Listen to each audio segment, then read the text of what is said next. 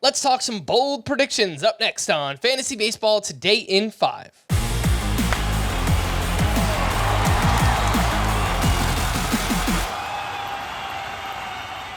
Welcome in to FBT in 5. Today is Wednesday, March 29th, one day away from opening day. I am Frank Stanfield, joined by Scott White. And why don't you kick us off here, Scotty? Bold prediction number 1.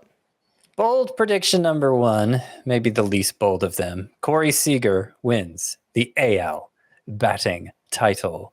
He only hit 240-something last year, but entered the year a career 297 hitter, and basically everybody who's looked into the data agrees, including myself, that he was the biggest victim of infield shifts last year. The shifts are going away. Combine that with return to normalcy, and I think he could hit in the 315, 320 range, pull it out.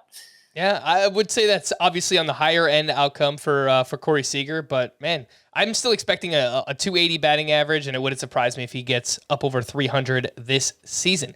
Bold prediction number 1 for me is that Darick Hall outperforms what Rhys Hoskins did last year with the Phillies. So 246 batting average and 30 home runs. I think Darick Hall is better in each of those categories this year. It's obviously pretty bold. He's stepping into the first base role for Rhys Hoskins. Slugging will not be an issue. A 17.4% barrel rate for Hall last season, and among hitters with at least 50 batted balls, that ranked 7th, ahead of Shohei Ohtani, Austin Riley, and O'Neal Cruz.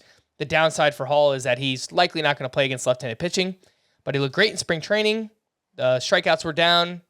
Power looked great, so really good ballpark to hit in. I think Darick Hall has a breakout season for the Phillies. Bold prediction number 2, Scott. What you got? This one's real bold, okay? Uh-oh. Graham Ashcraft, Reds right-handed pitcher, second year. Graham Ashcraft leads the Reds in strikeouts. More than Hunter Green. Spicy. More than Nick Lodolo. I know, it's like 2 degrees beyond what's believable, right? But Graham Ashcraft has this 100-mile-per-hour fastball. It's really more like a cutter. And didn't put up great numbers as a rookie last year because he didn't have many other weapons. Came into spring training with a new slider grip, and the strikeouts just exploded for him. Graham Ashcraft this spring had 25 strikeouts, in 17 and a third innings. 25 strikeouts compared to just 2 walks, by the way. So I think he is kind of an under-the-radar spring training riser who could explode with better numbers than anybody expects. I really like it, yeah. Recently moved Graham Ashcraft inside my top 100, maybe even top 90 starting pitchers for this upcoming season. Bold prediction number 2, the Marlins produced 3 top 30 starting pitchers for fantasy. We know that Sandy Alcantara is a near lock for this as long as he's healthy. I wrote up Jesus Luzardo in Breakouts 1.0, 2 months ago, back in January. So I think there's a very real chance for him. He's got to stay on the mound. That's been a big issue for Jesus Luzardo. And that leaves just one of Trevor Rogers or Edward Cabrera. Maybe they could both do it, but I only need one more of those to be inside the top 30. There's a lot of downside. There's also a lot of upside. Lots of strikeout potential for both Trevor Rogers and Edward Cabrera. So there you have it. 3 starting pitchers inside the top 30, all coming from the Miami Marlins. Scott, you got one more for me? What do you got? I do indeed. Have you heard the name Blake Sabol before, Frank? Sabol? Sure This have. is a Rule 5 pick for the Giants.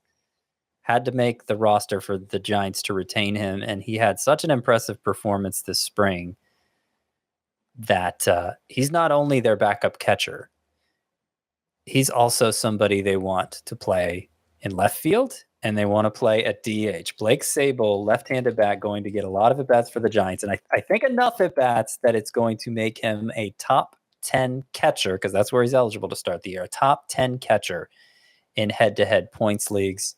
This spring, he hit 348, 3 home runs, 2 stolen bases, so there's a bit of a speed element there for Blake Sabol as well. 12 walks versus 13 strikeouts, reach base at a 475 clip.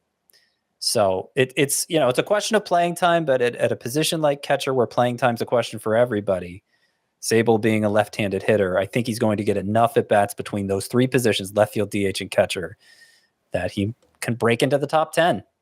All right. For more extensive fantasy baseball coverage, listen to the Fantasy Baseball Today podcast on Spotify, Apple Podcasts, the Audacy app, or anywhere else podcasts are found. Thanks for listening to Fantasy Baseball Today in 5, and we'll be back again tomorrow on opening day. Bye-bye.